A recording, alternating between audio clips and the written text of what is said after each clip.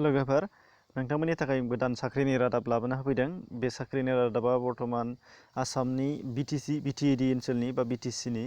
दा बेयाव जायफोर नोंथांमोना बिटिसिनि रिक्रुटमेन्टनि नेगासिनो दंमोन, नोंथांमोननि थाखाय बेयो जोबोद लाखिनि खौरां आरो नोंथांमोना इन्टारेस्टेड दङबा जुदि एप्लाइ खालामनो हानाय जाहैगोन। फारि नायनानै लालां। गोबाङानो बिटिसिनि ओंखारोबाबो खबर होबाय था आदा होननानै बुंबाय थानायलाय नोंथांमोननि सिगाङाव बेखौ आं लाबोना होफैबायानो। दा बे जाहैबाय एग्रिकालचार डिपार्टमेन्टनि बेयो गासै 64टा पस्ट दङ गुबुन गुबुन बिथिङाव, जेरै एग्रिकालचार एक्सटेनसन एसिस्टेन्टनो, फिल्ड इनभेस्टिगेटर, ओमफ्राय बेनिफ्राय आदार दङ। दा फारि गाहायाव मा मा दङ नायलांनो नुनो मोननाय जागोन। लास्ट डेटखौ गोसो होग्रो। लास्ट डेट एप्लाइ खालामनाया 4 डिसेम्बर 2019। 4 डिसेम्बर 2019आवनो लास्ट डेट। बेनिफ्राय नायलां फारि फारियै जोङो मा मा दङ बिथांमोननिफ्राय। दा बे agriculture department Bodoland territorial council बेनिफ्राय बेखौ अर्गेनाइज खालामनाय जादों सेन्ट्रेल सिलेक्सन बर्ड मुंनि मोनसे बर्डनिफ्राय। ओमफ्राय एप्लिकेसन फिसआ निल। भेकेन्सिनि डिटेल्सखौ नायदो दानिया।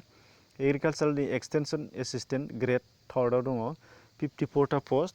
बेनिफ्राय सेलारिया PAV 2आव जागोन होनदों 14,000निफ्राय 65,500सिम। बेनिफ्राय ग्रेड पे दंदेरो।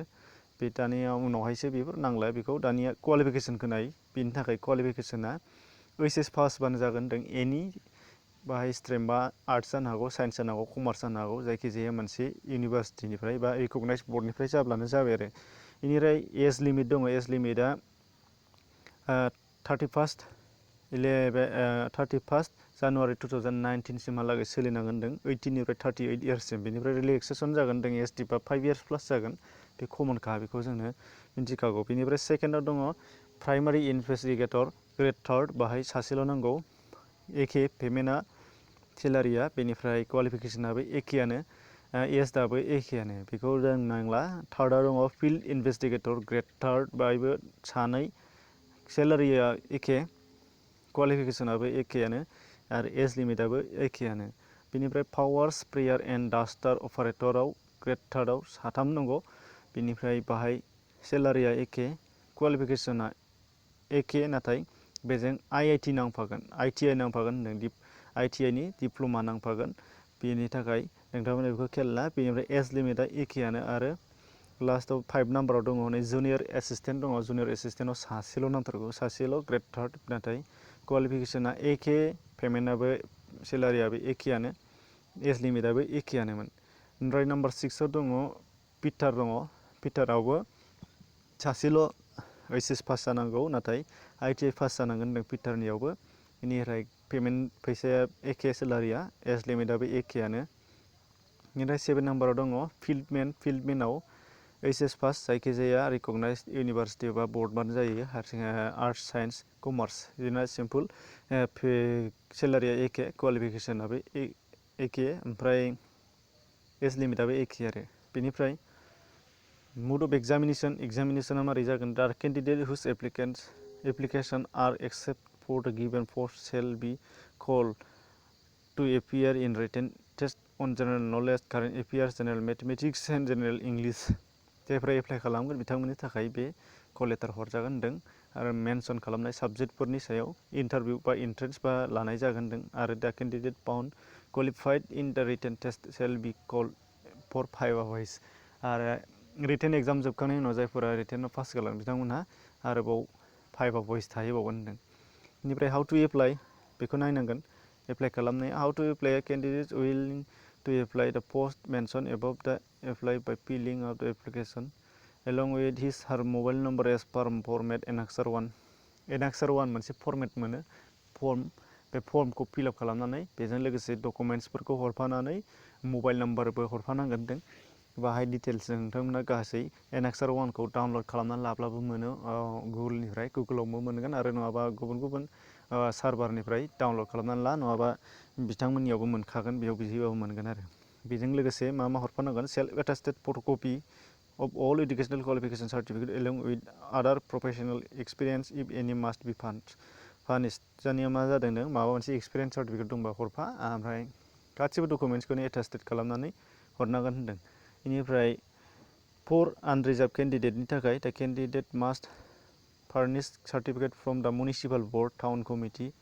बे ST OBC फोरनि थाखाय नङा, आनरिजार्भ गुबुनफोरनि थाखायसो। बेयाव नोंथांमोना नायनांलाया बेखौ।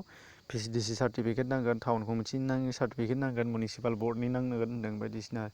ST SCनि थाखाय ST सार्टिफिकेट थाखायो जोंना, ST हिसाबै बेखौ नांगौ, ST सार्टिफिकेट हरनांगोन।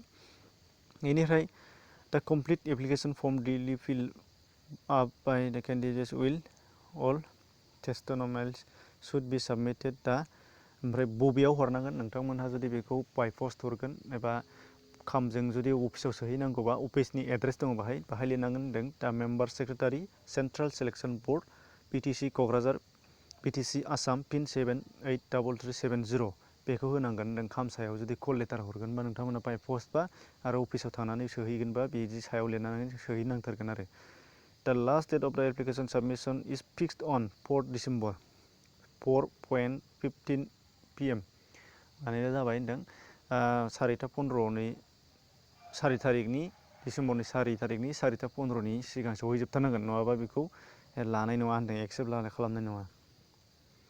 बेनिफ्राय सेल्फ इनभल्भ माने नोंथांनो कल लेटार हरनांगौनि थाखाय एनभेलप मोनसे माने खाम मोनसे फिसा सिङाव नोंथांनि एड्रेसखौ लिरनानै सायाव लिरनानै सोनानै हरफानांगोन। आरो बाहाय नोंथांमोना रेभिनिउ टिकेट थाइबानि स्टाम्प हरनांगोन होनदों। रेभिनिउ टिकेटखौबो फ्रायानो मिथिलाय लाङा, मालाबा सोंखांबायबो आंनाव, बेखौ पस्टआव थांबानो मोनगोन। जायखिजाया खाम मा होनो नोंथांमोना कल लेटार हरगोनबा पस्टआव रेभिनिउ टिकेट होननानै मोनहैबानो जाबाय।